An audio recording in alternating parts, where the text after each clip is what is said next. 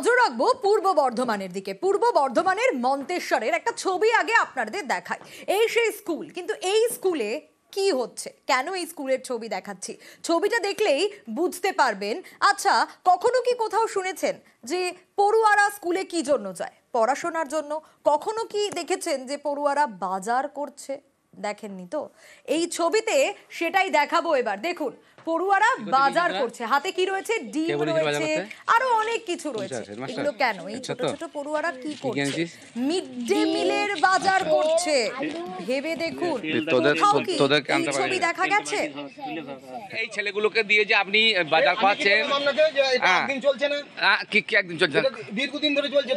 তার জন্য কে দায়ী? আপনি এটা কেন করছেন? এই ছেলে যদি অ্যাক্সিডেন্ট হয়, আমি কি কে দায়ী নেই বলুন? কথাটা শুনুন, আমার কথাটা কে দায়ী করবে? করার চেষ্টা করছেন কেন? কোথায় গিয়েছিলি রে? কি করতে গিয়েছিল তোরা? কে বলেছিল বাজার করতে? কোন স্যার? হেডমাস্টার?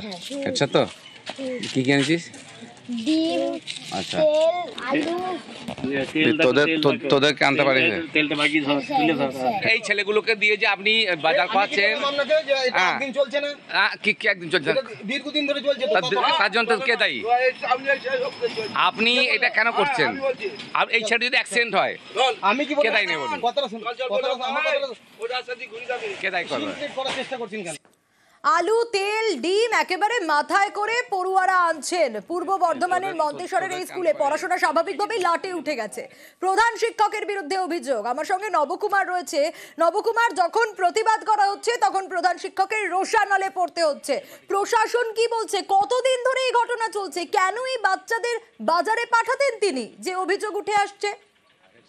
দেখো সোনিয়া, মন্তেশ্বরের যে ইসনা গ্রাম আছে, সেই গ্রামের একটা প্রাথমিক বিদ্যালয় এই ঘটনা দেখে এলাকাবাসী পরে প্রধান শিক্ষক এবং প্রধান শিক্ষক এই বিষয়টাকে যখন জানানো হয় যে কেন বাচ্চাদেরকে এইভাবে নিয়ে আসা হচ্ছে, দীর্ঘদিন ধরে এলাকাবাসী দাবি করছে যে এইভাবে বাচ্চারা নিয়ে আসে টিচার থাকা সত্ত্বেও, এবং তাদের মিড ডে মিলে। এবং সব থেকে বড় কথা হচ্ছে যে রাস্তা দিয়ে যাচ্ছে, সেটা দুর্ঘটনা যে কোনো সময় যেতে পারে, বড় বড় ট্রাক লরি যেতে পারে।